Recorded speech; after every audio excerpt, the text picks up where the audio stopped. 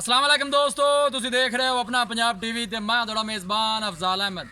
सब तो पहले अपने चैनल को करो सब्सक्राइब ते नाल ही लगी हुई घंटी को दबाओ क्योंकि साडी लेटेस्ट और बेहतरीन वीडियो साढ़े दोस्तों तक पहुंचे सब तो पहले। लो जी दोस्तों, अज असीं अपना पंजाब टीवी ते एक वैड सेल की है। साढ़े बहुत ही अच्छे सबसक्राइबर ने अब्दुल्ला भाई कसूर तो जनाब उन्होंने वैड खरीदी है। वैड की लदाई कराने लगे हैं। कैमरा मैन सारा वैड भी दिखा दो, छड्डो बेन वैड लियाओ जरा छड़ के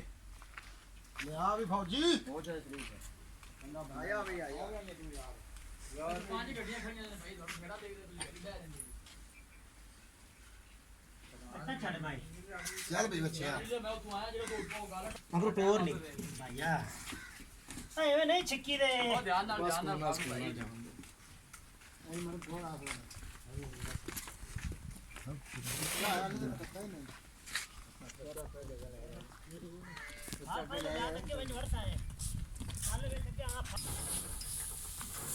ध्यान नाल ध्यान ना फौज साहब ध्यान ना जब उन लाभ तो धक्का ला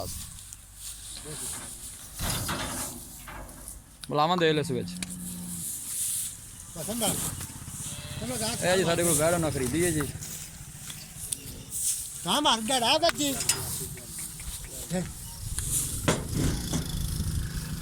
ला दे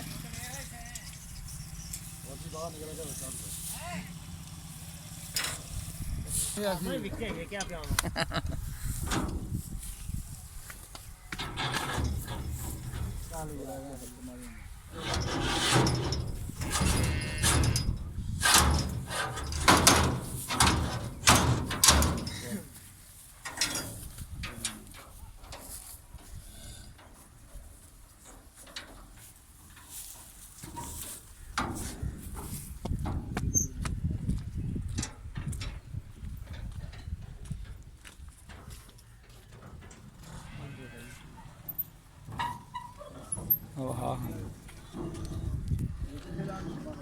ये खुड़ियां लानी चाचा, खुड़ियां केड़ी साइड से लाया हो यार हैं कुड़ियां निकल के ना उरले फार्म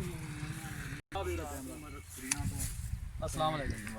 अब्दुल्ला भाई की हाल है? ठीक ठाक तो भैया से ठीक है। वैड जी दोनों से यूट्यूब ते वीडियो ते विखाई सी, वही दोनों दी है, पसंद आई है, चौक तुसीं तसल्ली की है। किन्ने दी वैड आप लई है?